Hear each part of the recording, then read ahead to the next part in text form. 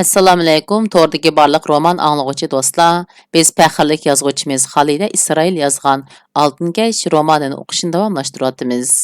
Oldin qismda biz Osimning xizmatini asli kelgan yerlarda o'qib o'tgaydik, endi davomini o'qiymiz.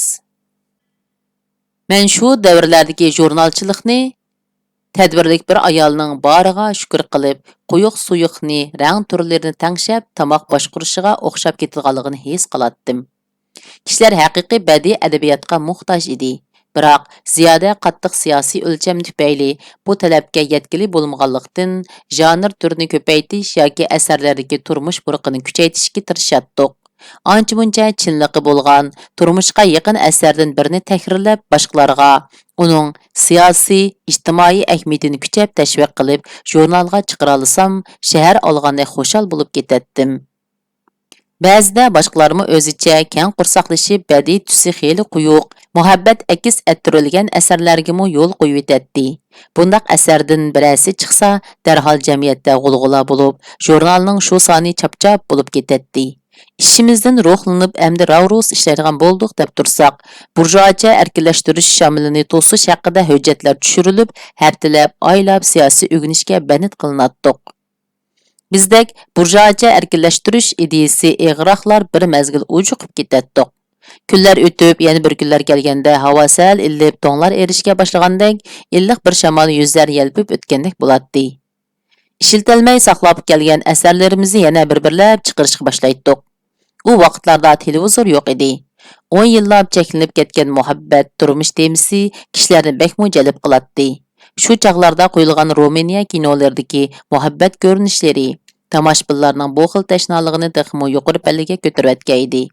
Kishilar ashu kinolarning muzikalarini davlatimizda ishlangan Mustaqqa kelgan mehmon filmining muhabbat kulangan naqsini g'ingshib yurishadi. Qiz yigitlar bir-biriga talab qo'yganda muhabbat hikoyalariga ta'sirli jumlalar va muhabbat xatlarini o'rnak qilishadi. Mushningdan qaraganda bu dunyoda nima cheklansa, odamlarning shuningga shaydo bo'lishi bir qonuniyat bo'lsa kerak. Qandaqli bo'lmasin, 1970-yillar oxirlashgancha qattiq siyosiy bisim bilinmas ojizlashga boshladi. Bu xuddi fevralda binolarning lampasiga qator esib turgan cho'kamizlarning erib chik tamcha bo'lib yiqishga boshlaganiga o'xshash bir ish edi. Lekin Urumchining qishi texi uzoq edi. 1979-yilning yoz oylarida ishik tarafga qartib qo'yilgan ustilimda xiyol surib o'ltiratdim. Ishik oldidan egiz bo'y, oq seriq bir ayol o'tib ketdi. Uni nada ko'rgan bo'lg'oydim. Ajab tunishli bir sug'u deb xiyol qilib tursam, orqasidan bo'y seri tizilgan 5 bola qatorlashib o'tdi. Bolalarning hammasi seriq edi. Bo'libmi cho'ngi o'skilang, yo'g'on bosh, qisqa yastilgan seriq sochlari kirpining tikindek tik turgan o'g'il bola menga kimnidir eslatdi. Xiyolim oxirga chiqmay turib, bolalarning keynidan bir odam o'tdi. Qarmoqqa jabokash dehqonga o'xshaydi, ammo u menga shunchalik tonish edi. Men bilan nech oy yotoqdosh bo'lgan, menda unutilg'isiz ta'sirlarni qoldirgan bu odamni men qandoq unutib ketay? U oilasi bilan Janubiy Shinjongdagi chet bir joyga dehqon bo'lg'ili ketgan. Shundan keyin uni hech kim ko'rib boqmagan. Faqat u haqda ancha-muncha mish-mish gaplarni anglagan. Mana endi 16 yildan keyin u yana qaytib kelibdi. Xotin bolalarini elib kelganga qaraganda butunlay qaytib kelgan o'xshaydi. Ishxonadagilarga "G'ulom aka qaytib kelibdi" desam, hammasi uning bilan ko'rishmoqchi bo'lib koridorga chiqishdi. G'ulom akalarning neriqi boshdagi boshliqlarning ishxonasiga kirib ketganini ko'rib, ko'pchilik uni buni deb mulohizaga tushib ketishdi. Qaraganda boshliqlar chaqirtqa o'xshaydi jumo. G'ulom akaning qaytib keldigan vaqtimi bo'lgan. Bek uzoq ishlab ketdi bechoralar. Qaranglar, turqimi dehqonga o'xshab qopti. Аңсақ boshqa o'rinlardami 50-60 yillar xizmatdan haydalgan, tuvanga tushirilgan odamlar masalasi hal qilinib qaytib kelibdi deydi-ku. Boshliq ishxonasining eshigi ochildi. Yana burunqi tartibda oldi bilan egiz bo'yliq Zulfiya hada, uning bo'yi siri tizilgan bolalari, eng oxirida G'ulom aka chiqib keldi. Bizning ishxonaning oldiga kelganda bu sab bir pas buzildi.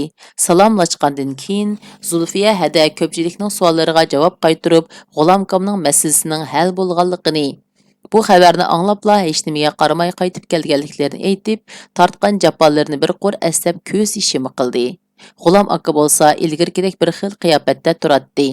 Uning ortiqcha xush bo'lganligi yoki hasratlanayotganligini bilgili bo'lmaydi. Faqat ayoli so'zlayotganda uning chiroyida xijillikdek bir ifoda paydo bo'ldi. Aradan bir mezgil o'tib, yaqin yo'riqlardan bir nechimiz yig'ilib G'ulom akani kutib olgan so'rindimi, u ortiqcha hayajonlanib ketmadi. Xuddi boshqa birsining gapi qilinayotgandek bir ohangda. Men u yerda 5 yil unsurlar qatorida ishildim. Bak ig'ir emgaklarni qildim. Tunguzmi baqdim. Asharlarga bordim.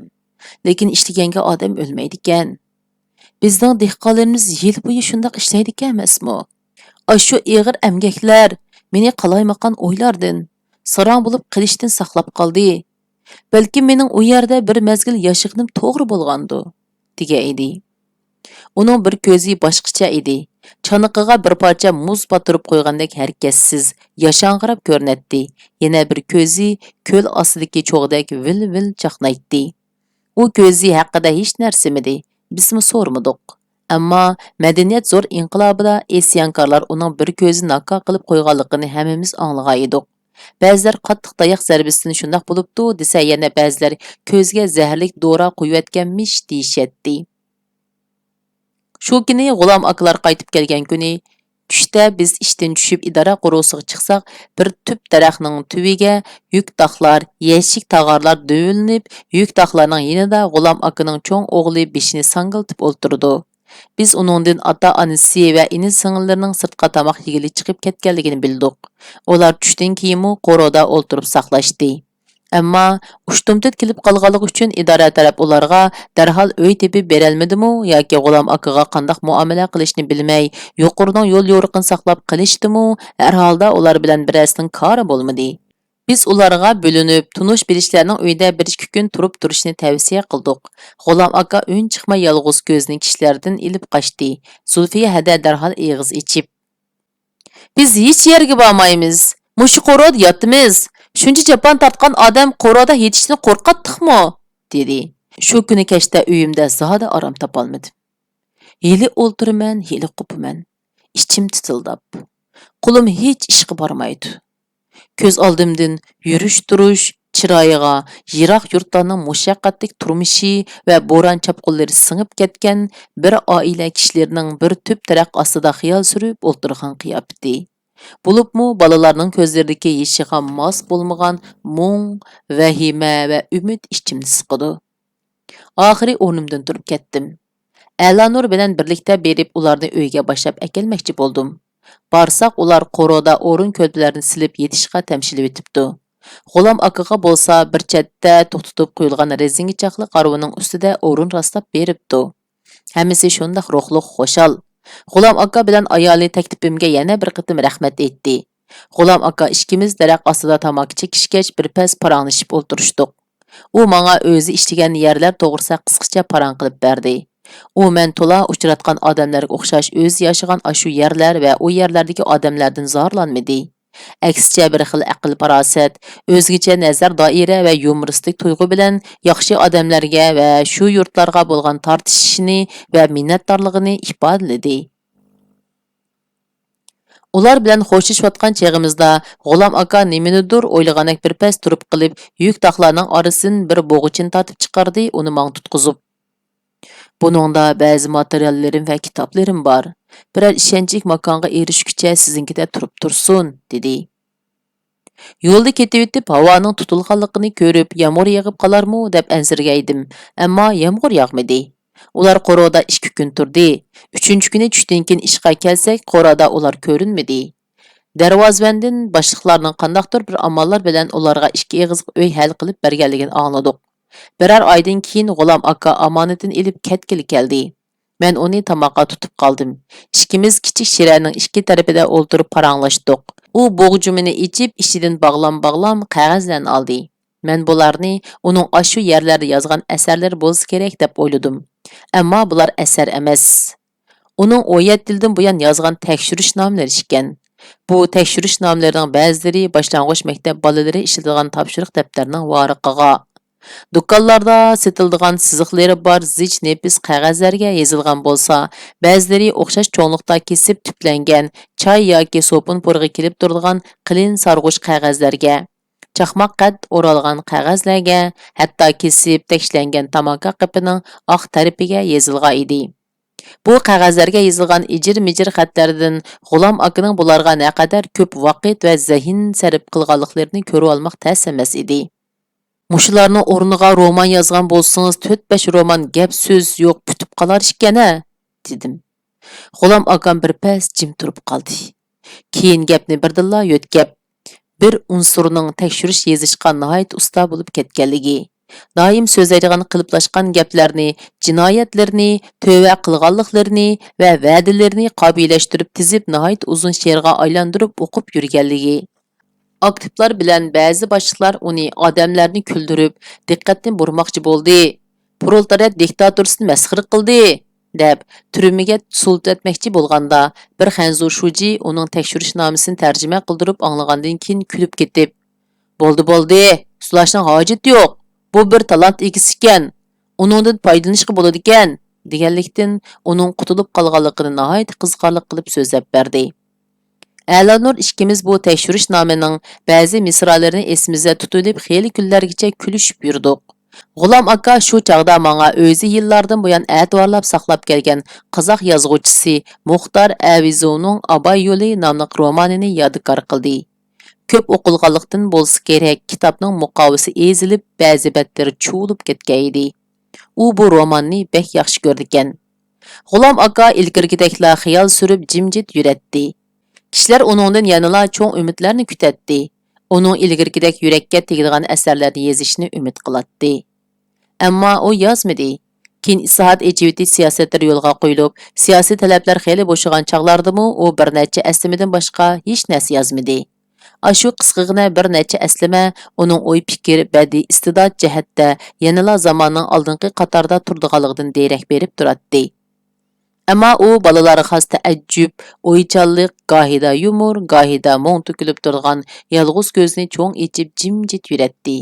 Balkim u huquq kuchi oldida adabiyot deganning naqadar arzimas narsa ekanligini his qilib umidsizlangandi, yoki uzoqqa so'zilgan ziyoda eg'ir emgak, g'ayri insoniy muomala tufayli barliq xom xiyol, tasavvur va ilhomlardan ayrilib, cho'ng bo'layotgan farzandlari va tirikchilik g'imidan boshqani o'ylash imkoniyati yo'q odatdagi bir odamga aylanib qolgandi.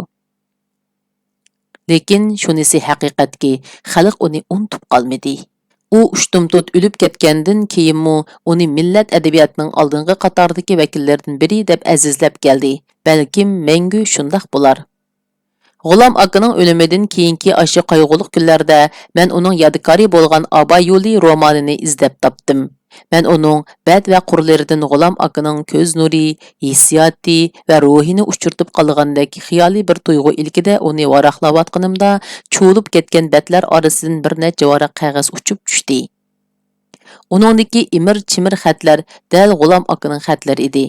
Uningdagi bosh oxiri yo'q mazmunlarga qaraganda bu bir kunlik xotirning u yer bu yerdan tushib qolgan batlarda qiladi. Bu batlar qandaqdir aldirashlik yoki ehtiyotsizlik tufayli Abay yo'lining orasiga kirib qolgan edi. Men ustal chirig'ini yaqin akilib qiziqish ham tashnoliq bilan G'ulom akaning ko'ngil xotirlarini o'qishga kirishdim. Sag'ri bilan Umash endi ularning doimlik tamoqi bo'lib qolgan edi. Uni yemsa osh qiladi. Zulfiya dastlabki kunlarda qochidagi Umashga qarab o'ltirib yig'laydi. Endi aldirab-saldirab ichadigan bo'ldi. Ballarcho, ular texmo oson kunib ketdi. Ular cho'ng bo'lyotdi-da. Umash bilan Zag'rin talishib ketdi. Bu holatdan ba'zida ko'nglim buzilsa, ba'zida xotirjam bo'lib qolaman. Rostimni aytganda, dastlabki vaqtlarda men ularning bu tamoqlarga ko'nalmay, og'rib qilishini ansirgan. Meni memnun qildig'ini uyimiz ichkari tashqari bo'lib ikki eg'izliq. Atrofimizda 8-10 jon bir eg'iz uyda yashayotganlarim oz emas. Abdukim Axun ismli egiz bo'y, oqseriq odamning 7 bolasi bor. Bir eg'iziq uyga patmaganlikdan cho'ngroq bolalarini ota-onalarining uyiga olib o'tgan ekan. Anlasam u 3 viloyat inqilobida shixo urushlariga qatnashgan ekan. Ba'zida uning bilan paranglashib boqqim keladi. Ammo uning mendan o'zini qochirib yurganini ko'rib o'zimga hoy beraman. İkimiz yüzme-yüz uçuruşup qalğan çağlarda beshimizni bilinar-bilinmas lingshitib salamlashimiz. Uningga qaraganda neriqi chetda o'tirgan ko'p balali Xanzu qo'shnam menga ko'p yaqinchilik qiladi. Uning kichik uchburchak putliq ayoli Zulfiyaga ko'ktatlarni to'g'rab, arg'amchiga yeyib quritishni o'rgatdi. Ilgari Zulfiya uningdan latta oyoqning chamini serishni o'rganib oldim deb xushal bo'lib yuratdi. Balalarga latta oyoq tikib beribmi baxti. Ammo balalarning biror oyga qolmay yirtayotganini ko'rib, qimmat bo'lsa-mu yanala o'zimizning teri oyoqlarimizga yetmaydi ekan deb cham serishdan voz kechdi. Ammo bu yerning do'konlaridan balalarning xo'rim-pattinkileri setolmoq bektas. Amalsizlikdan balalarim razinki oyoqlarini paytma yugab kiyib yuriydi. 15 kundan beri Amtaxon ismli bola unsur bilan hasharda ishlayapmiz. Havo shunchalik so'g'oq, qo'saqmi ichib turdi. So'g'oqqa, ochliqqa chidab, suv qurilishida ishlayotgan qim-qim odam orasida o'zini xuddi o't xastak arzimas, ishonchsiz sezsin. Her kuni degidek bir kimler qattiq qizib og'rib qoldi. Kechicha yutilib uxlamaydiganlarim bor. Bir ikki odamni o'lib qopti degan gaplarim bo'lib turdi. Ammo to'la odamning qizg'inligi va jasorati nihoyat ustun. Bugun emgak orlig'idagi dam ilishda Amtaxonga issiq uyimni shunchalik seg'inganligimni aytsam u. Talaylik ishkallar, hanim bo'lsa bu yerdan qaytganda kirdigan issiq uylari, yo'llariga qarab o'tirgan xotin bolalari bor ekan dedi. Sizning uyingiz xotin bolalaringiz bordi desam. Xudoyim meni eshittimdan aytmabdi-kan deb chim bo'lib qoldi. Keyin boshqalarni anglashimcha asli Amtaxon bilimlik, dadil, yosh kadr bo'lg'achqa nihoyat e'tiborlanib ishlatilgan ekan. Chiroyli ayolimi bor ekan. Bir qitim u ma'lum bir atratdiki ozuqliq ochlig'i tugab ketgan dehqonlarning nihoyat og'ir kunga qolganligi, atrat kadrlarining ularga qarzga ochliq berishga unmaganligini ko'rib atrat kadrlarga Atrat ombirda oshiq turib nimishqa dehqonlarga bermaysizlar. Bu odamlar boy vaqaslik oshiqdan o'lib ketsin maylimi degan ekan. To'tni aniqlash harakatida u pitni eva tarqitib quturatqulik qildi deb tortib chiqarilibdi. Kadrlikdan va partiyadan qoldirilib, emgak qilishga tushirilib o'tibdi. Xotinimi undan ayrilib ketibdi. U hozir qirib qolgan yolg'iz onasining emas, o'zi holdimi xabar ololmaydigan holga tushib qopti. Men bu gaplarni anglagandan keyin Amtaxonning nima uchun qayta-qaytalab mendan, "Efendim, sizlar cho'ng yerdan kello, sizdan shuni so'rab boqay. Bu dunyoda nimishqa rost gap oqmaydi?" deb so'rag'anning tigiga ketdim. Amtaxonni qurolli xalq askarlari o'tirg'a ilib chiqdi. Maydon ishxonasidagi bir kadr uning jinoyatlarini o'tirib qo'ydi va ko'pchilikni sinfiy dushmanlarning suiqasdini hushyor bo'lishga chaqirdi. Orqadan ba'zi dehqonlarmi bugungi baxtli kunlarni madhiyalab, uning yaqindan bu yoqqa aksiyatchi gap so'zlarini bosh qildi.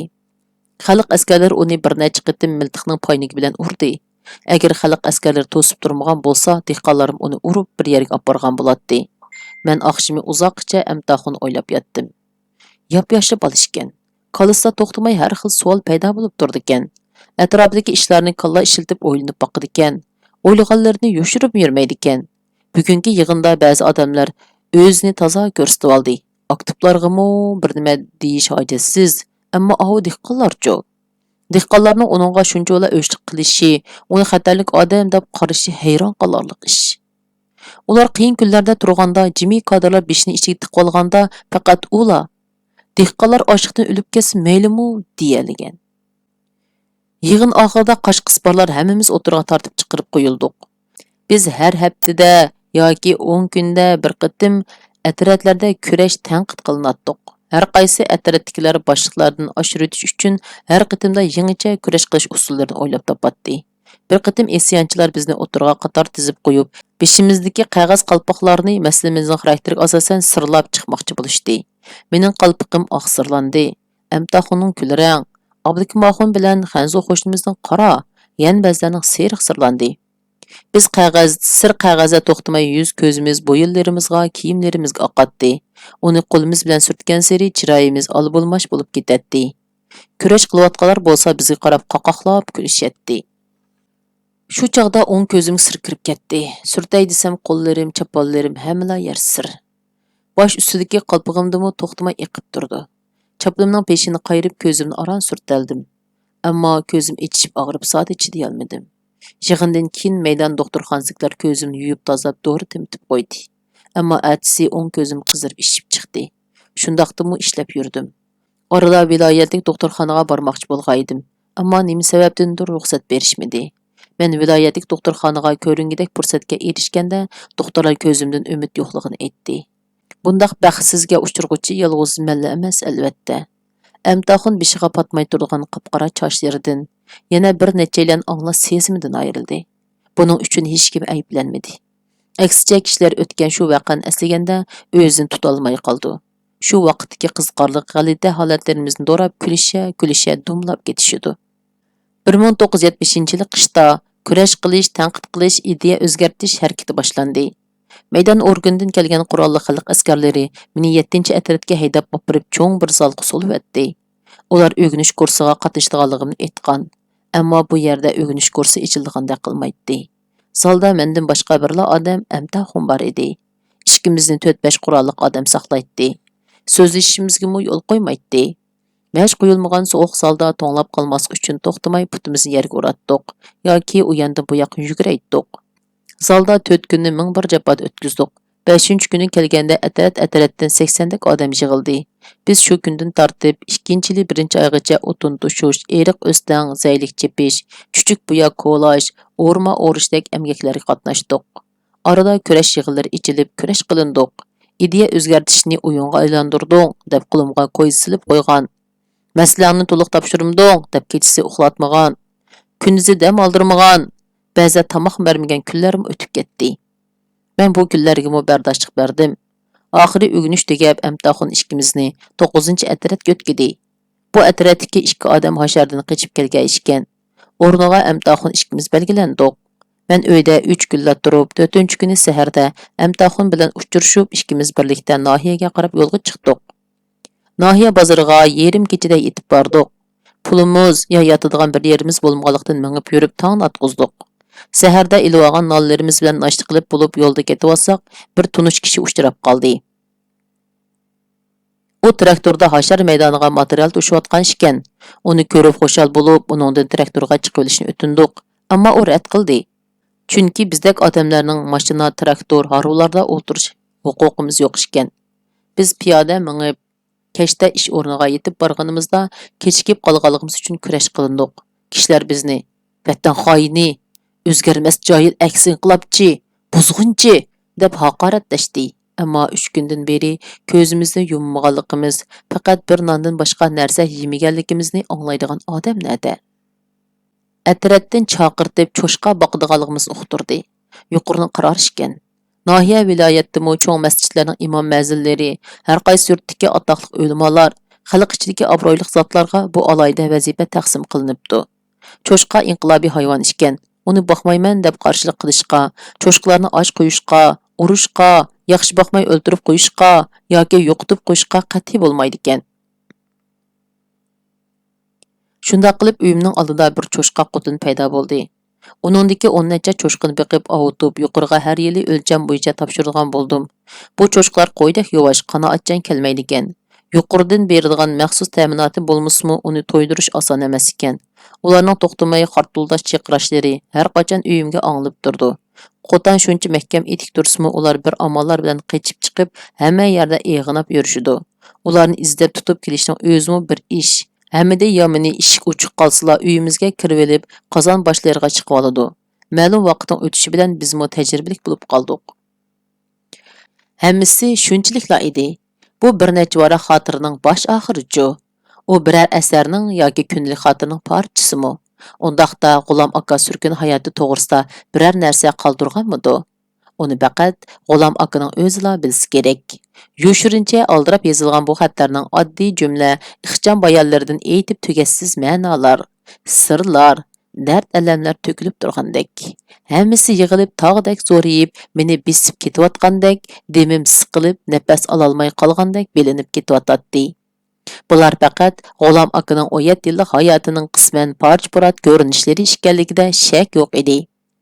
Shuncha dardni bir odamning ichiga sig'dirib ketishi, un-tun chiqarmay ichida saqlab kelishi aqlga sig'maydi. Ammo uni hech kimga ting'ilimi bo'lmaydi. Hech kimga balkim u bardoshlik berilmaslikdan qo'rqib, boshqalarning qo'liga tushib qilish xalpiga qaramay, mushu xotirlarni yezib, orqadan uni ko'ydirayotgan bo'lishi. Mushu usullar uni sarang bo'lib qilishdan yoki o'lib olishdan saqlab qolgan bo'lishi mumkin. Shu yillarda bundaq fojialarni ko'p anglamadikmi? Men G'ulom akaning bu yozmalarini uning ayoliga yoki bolalariga topshirib bermoqchi bo'ldim. Ammo ular uning undaq bir xotirasining bor ekanligidan xabarsiz ekan. Ham bor ekanligiga ishonmaydi ekan. Ayoli uningdan qolgan narsalarni bir ratlab a'tiborlab saqlab kepti. Ammo allaqandoq kundalik xotirani ko'rmabdi. Uningda yozilganlarning ba'zilari u bildigan ishlar ekan, ba'zilari bo'lsa anglab boqmagan ekan. Ba'zilarini bo'lsa anglabmı baxmagan ekan. Shunda qilib bu xotirlarni men yana Abay yo'lining ichiga silib qo'ydim. Kim biladi, bir kunlarda G'ulom aka haqida bir aslima yezib qolamdiman tixi. G'ulom aka aqlanib uzoq o'tmay men aqlandim. Masalalarim uzil-kesil hal bo'ldi. Orqadan Mashal apandi turmadan ozod qilindi. Burkut apandimmi amga qilib ideya o'zgartayotgan dehqonchilik maydonidan qaytib keldi. Xalq qadrlaydigan bilimlik, fazilatli kishilarning hayot qolganlari yana yig'ildi. Cho'ldarab qolgan ma'rifat beg'i bir mahal yana avatlashdi. Uyg'urning bu beg'i tarixda talay qitim gullab yashnagan. Qizil gullar o't yalqundek yamrab, bulbullar nafaslaridan qon to'kib sayrashgan. Falakning bir kunlarida bu gullar yana payxon bo'lib, bulbullarning beshi tinidan judo qilingan. Bog'u bo'stonlikdan qag'u qo'zg'ollar o'rin olgan. Bu zaminda to'kilgan qonlardan Bu ziminga to'kilgan qonlardan yo'lg'unlar unib chiqqan. Ziminda noli baryatdan to'g'roqlar qurib qaqshal bo'lib ketgan. Bu ziminning tog'lari turmalar bilan to'lgan. Turmalardagi o'rtunib tog'lar taqirlashib ketgan. Har qitimqi zo'r yong'indan keyin o't cho'p dal daraxtlar qayta ko'klagandek hayotmu tavranmas qonuniyati bo'yicha davom qilavergan. Bağu bostonlar asliga kelib, kokkok bulbullar sayrashga boshlagan. Bu yillarda shundaq bo'ldi.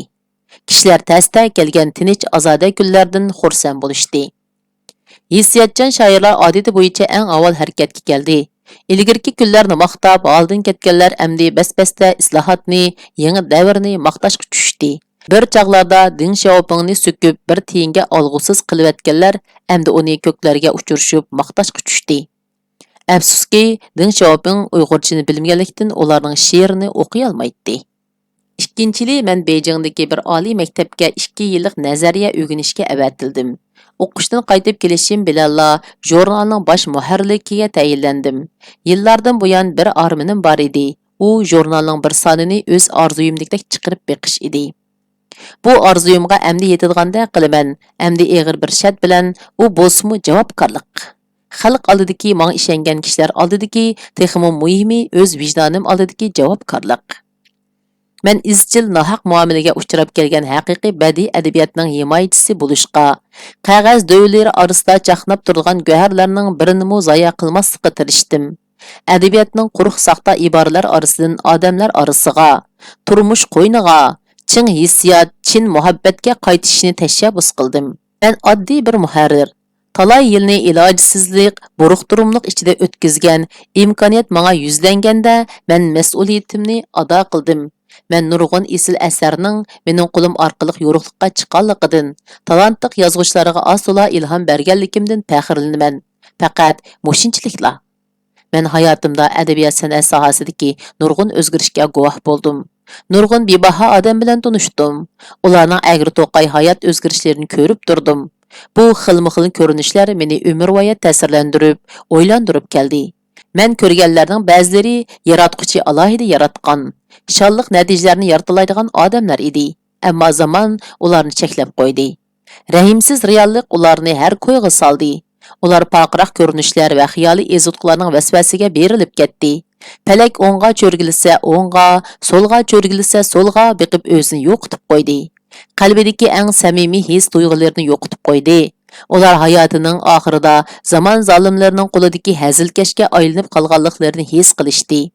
Ammo hamma ish bek kechikka edi. Tarix chaqini kayniga burg'ili bo'lmaydi. Yana ba'zilar boshdan oxir qalbining samimiy tuyg'ulariga agashdi yoki bir mahal eziqishdan keyin o'zini topdi. Ularning hayot yo'li tuz bo'lmagan, ba'zida hatto nihoyatda fojiali bo'lgan bo'lsa-mu, ular ko'ngil oromligi ichida o'z vijdonining himoyasida halol yashadi. Ular türmelərdə, xorluq içində ötən günlərini ötkünçü həyatdakı bir sınaq deb bildi.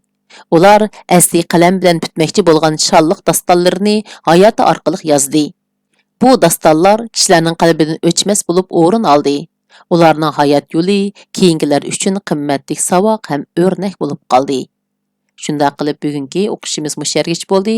Davomini kelgan qitim o'qiymiz. Xayr xo'sh, Allohga omonat.